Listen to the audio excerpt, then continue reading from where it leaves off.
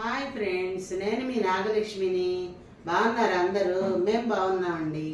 అయితే ఈరోజు పాత్రలు తోమే విమ్ బారు ఎలా చేసుకోవాలి వీడియోలో చూపించాను. అయినా మీకు చెప్తాను, వినండి.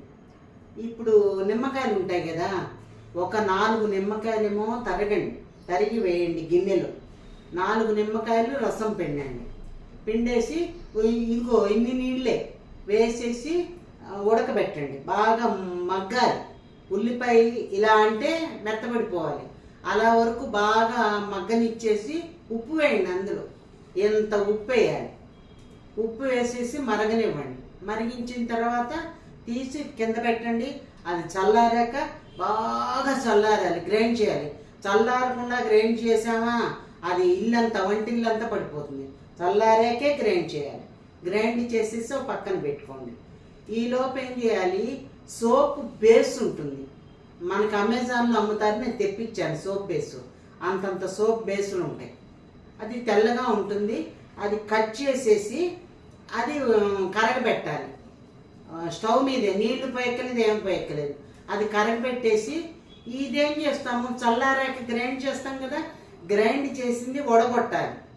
ఈ కాఫీ వడబోసేది ఇత్తడి ఇది ఉంటుంది కదా, ఎనపది, దాంతో ఇలా వడగొట్టేసేయాలి. వడగొట్టేసి గుజ్జు అంతా అవతల పడేసి ఆ తేటని ఇందులో వేయాలి. ఇందులో సోప్ బేసు ఇది కలిపేసి స్టవ్ మీద పెట్టండి. స్టవ్ మీద పెట్టి దించండి. ఒకసారి పొంగాక అది కరిగిపోతుంది. Soap base కరిగిపోయాక దించండి. దించిన తర్వాత ఇంత సోడా ఉప్పు వేయండి.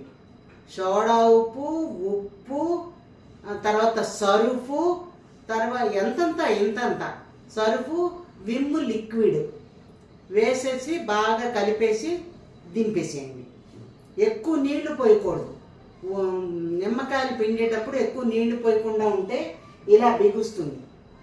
నేను 2 రకాలు చూపించాను. నాకేమో ఒకసారి నీళ్ళు ఎక్కువ పడ్డాయి, ఇది బిగుసుకోవాలి. అందుకని మీకు చెప్తున్నాను, నీళ్ళు ఎక్కువ పోయకుండా ఉంటే ఇలా బిగుసుకుంది. చూసారా, ఇలా బిగుసుకుంది.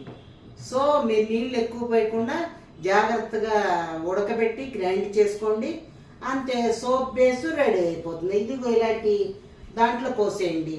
మీకు అంట్లతో మేము విమ్ బారు ఇవి ఉంటాయి కదా, దాంట్లో పోసుకోవచ్చు. ఇది నేను ఏదో ఇంట్లో ప్లాస్టిక్ డబ్బా ఉంటే పోసాను, తర్వాత తీసి కడిగేసుకుంటాను అనుకోండి. ఈ ప్లాస్టిక్ దాంట్లో 2 ప్లాస్టిక్ వాటిల్లో పోసుకుంటే తోముకునేందుకు వీలుగా ఉంటాయి. నచ్చితే లైక్ చేయండి, కామెంట్ చేయండి, సబ్స్క్రైబ్ చేసుకొని అంటే చేసుకోండి. చివరి వరకు వీడియోస్ చూడండి.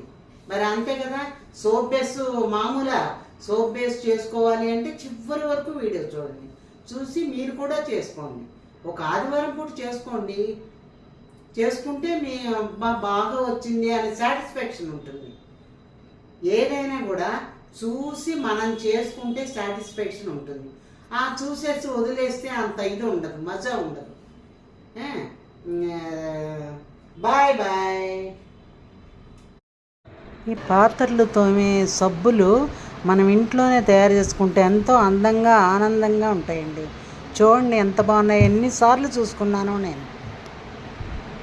నిమ్మకాయలు 4 రసం పిండుతాం కదా, ఆ చెక్కలు కూడా అందులో వేసేయాలి.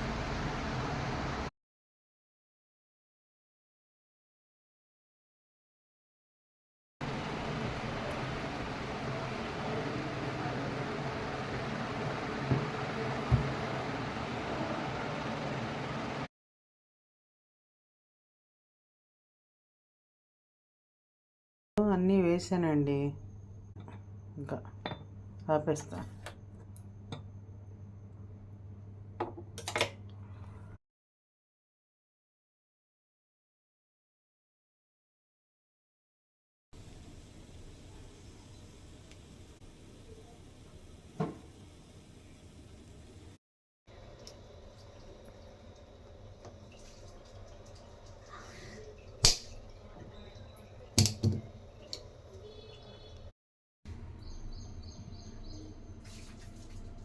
ఇవన్నీ ముక్కలుగా చేసి పెట్టుకున్నాను. అదేమో అదిగండి సోప్ అదంతా రెడీ చేశాను. ఆ సోపు బేస్ కూడా ఇది చేశాను, కట్ చేసి అంతా రెడీ చేశాను. వాళ్ళు చెప్పినట్టుగానే చేశాను అంతా. ఇదిగోండి, ఇది చల్లారాలట, చల్లారాక గట్టి పడుతుందిట. ఒక డబ్బాలో పోసి పెట్టాను. గట్టిపడ్డాక కూడా మళ్ళీ చూపిస్తాను మీకు. అది అంటే 2-3 రోజులు పడుతుందంట. మనకి ఎండలు ఎక్కడ వచ్చినా ఎండలో పెడితే 2-3 రోజులు గట్టి పడుతుందట. మరి లేకపోతే కూడా చూద్దాం. రైట్.